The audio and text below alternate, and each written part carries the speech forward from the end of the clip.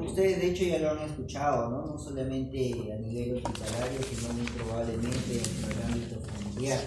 La litiasis vesicular es bastante frecuente, es una condición médica bastante frecuente y es importante porque tiene altas tasas de morbilidad sobre todo, ¿no? Y también algunas de mortalidad, pero más de morbilidad. Entonces, ¿qué es la litiasis vesicular? La litiasis se define como la presencia de cálculos dentro de la vesícula biliar. Los cálculos principalmente van a ser de cálculos de colesterol, pero también pueden haber otros tipos de cálculos dentro de su composición. Entonces es bastante frecuente, tiene una tasa alta de morbimortalidad, ¿no? Y la prevalencia es variable de acuerdo al grupo étnico. Por ejemplo, nativos americanos un 70%, versus por ejemplo las personas del África subsahariana y Asia, que son las poblaciones que tienen menor riesgo de tener litiasis vesicular.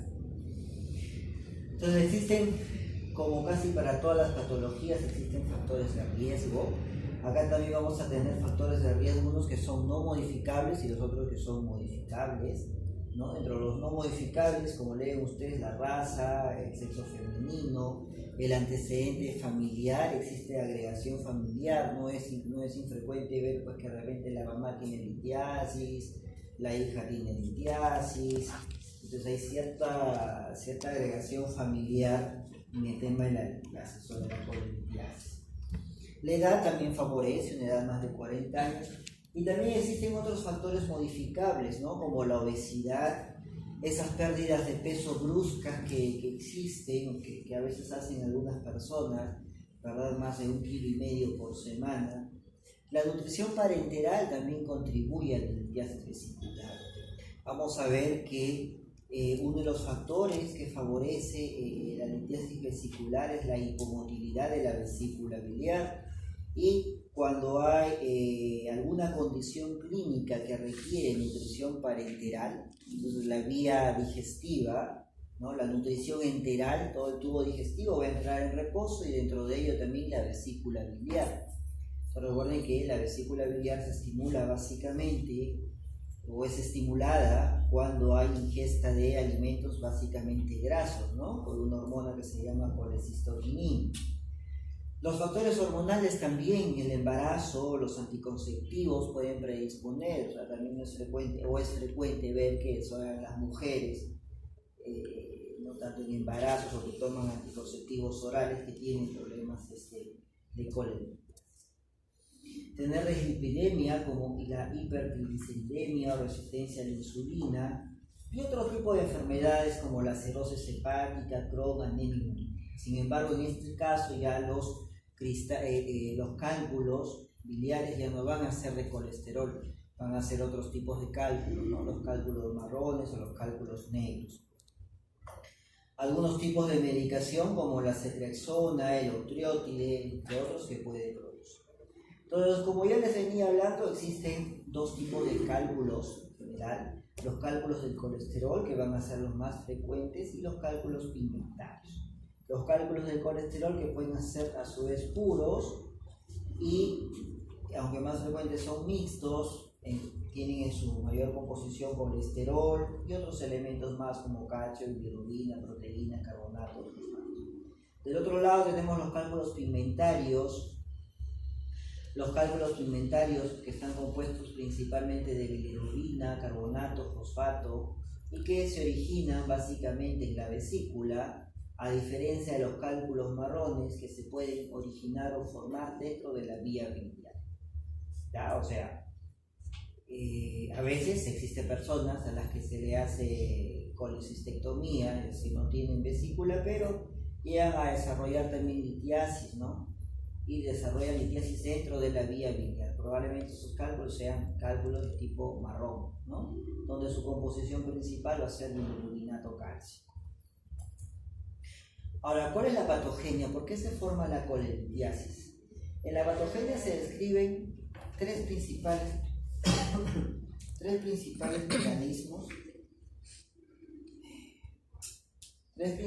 mecanismos, ¿no? Que van a permitir la formación de los cálculos biliares. Uno, y el más importante, que es la sobresaturación del colesterol, el otro la nucleación acelerada, o es decir, la precipitación ya de las sales de la sal biliar en cálculos.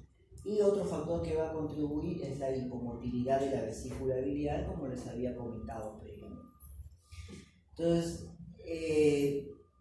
el mecanismo principal, como les dije, es la sobresaturación del colesterol en la bilis, o sea, demasiado colesterol. Es el principal mecanismo patogénico.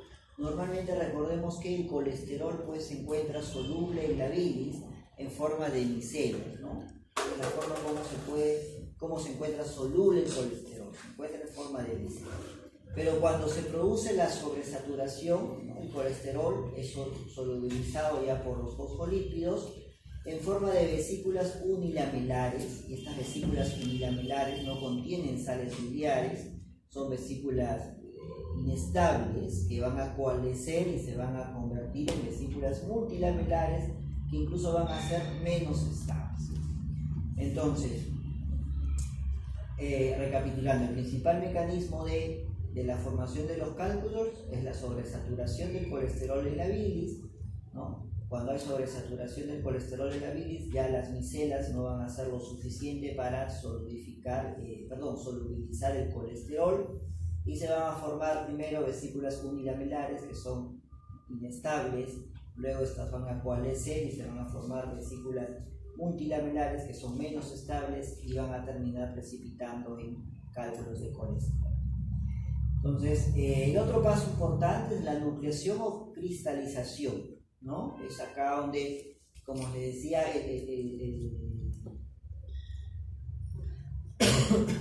las sales,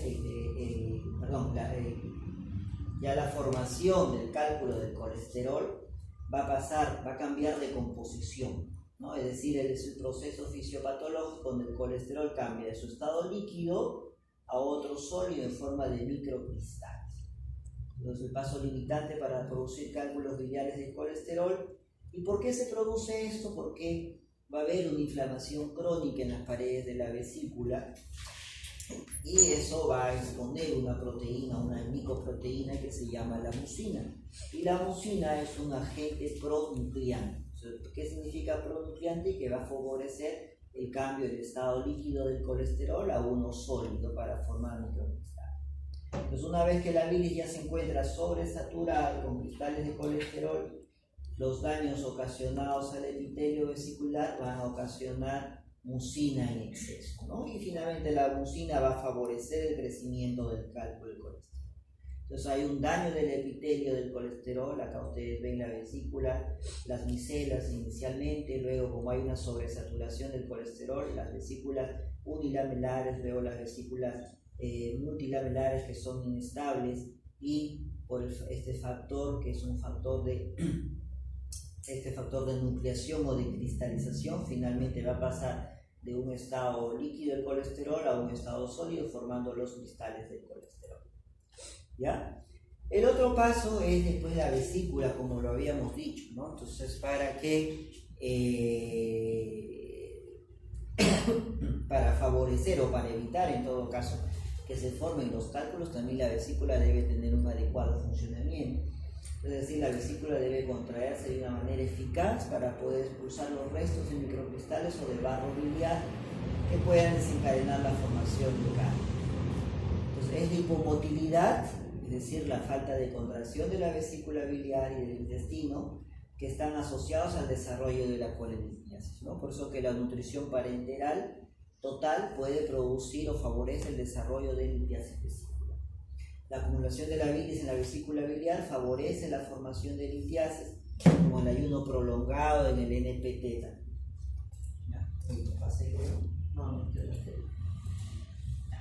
Ahora, estos son los cálculos pigmentarios negros, ya son mucho menos frecuentes, constituye el 20 a 30% de la colelitiasis, no contienen colesterol, son radiopacos y de consistencia dura, ya no son radiolúcidos, y se asocian a condiciones de hemólisis crónica y también a cirrosis hepática. Estos son los cálculos marrones, que principalmente tienen bilirrubinato cálcico. Se van a formar ¿dónde? Principalmente en la vía biliar, y están en relación con éstasis y sobreinfección de la bilis. son radiolúcidos también y de consistencia blanda. Ahora, esta ya es la parte más clínica acerca de la evolución natural de la litiasis biliar. Recordemos que la mayoría de los cálculos biliares son asintomáticos hasta en el 80% de los casos. Hay mucha gente que se va a morir o que se muere, y si se le hiciera pues la necropsia, y ven la vesícula biliar, probablemente tenga cálculos y esa persona nunca se enteró. Entonces, en otras palabras, tener litiasis vesicular no es sinónimo de dar tratamiento médico o tratamiento quirúrgico, ¿ya?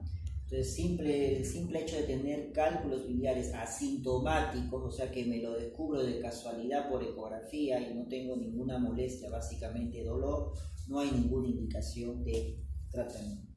Pero los cálculos también pueden evolucionar clínicamente, ¿no? Los que tienen cálculos pueden tener cólico biliar. Si tiene cólico biliar, una vez que se desencadena un episodio de cólico biliar, ya la posibilidad de que tenga un cólico biliar recurrente ya es mucho más alto, un 30 a 40% al año. El cólico biliar puede tener complicaciones también, ¿no? Y las complicaciones también podrían ser recurrentes. Y una de las complicaciones ya bastante menos frecuente es incluso el cáncer de vesícula biliar. Entonces es lo que más o menos vamos a hablar hoy día, las complicaciones más frecuentes, iniciando con el dolor biliar. Entonces el dolor biliar, ¿qué cosa es? Es el síntoma más común en la colelitiasis o litiasis biliar, ¿no? Que se produce por obstrucción del conducto cístico. Ustedes ven acá, en este grafiquito que diseño yo, donde el cístico está obstruido por un cálculo.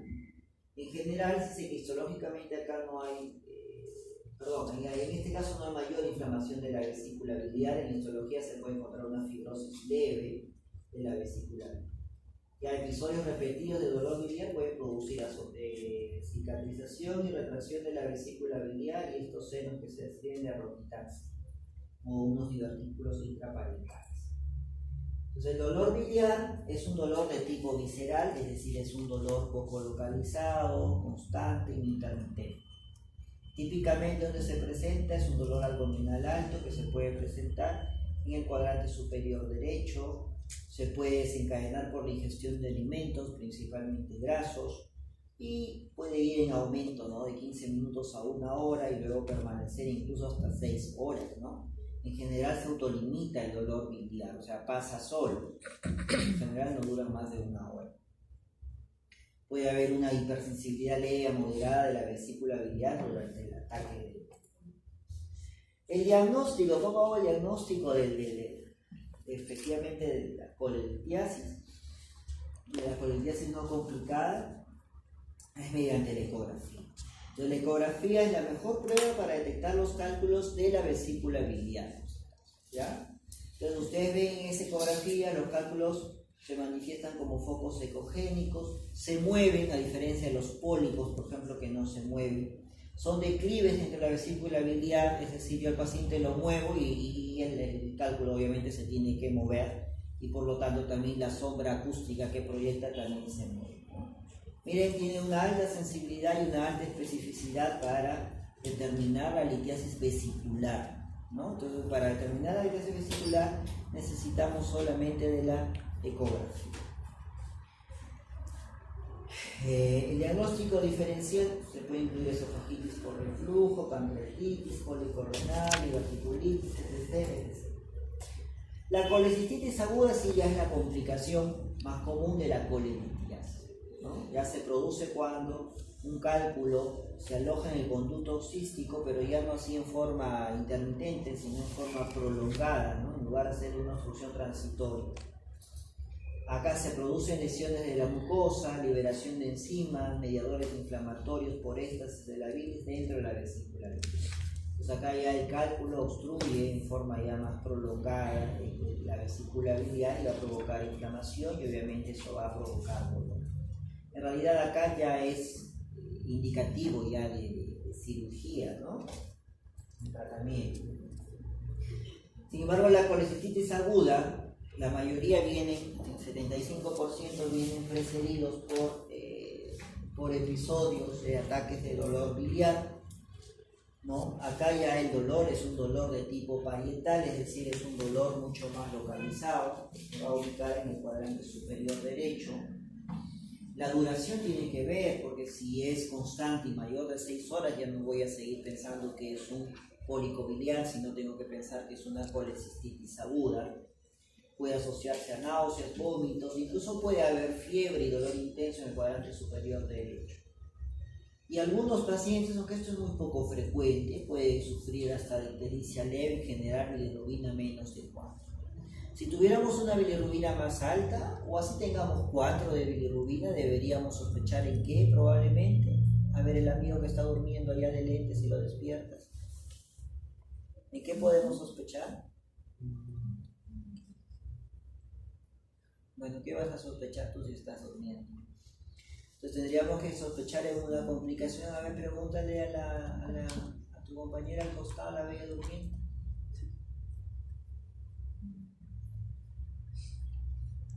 ¿En qué podemos sospechar? ¿Quién está escuchando la clase? ¿Tu iPad? Está grabando la clase.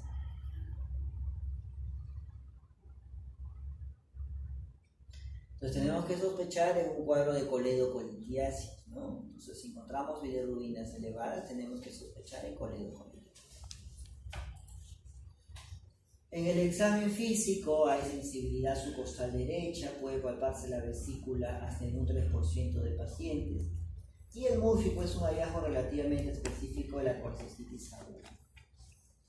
El otro día uno de sus compañeros expuso en abdomen agudo que cuando le presionaba el hipocondrio derecho, ¿no?, entre la costilla y la línea media clavicular dolía. Y eso no es el signo de Murphy, ¿no?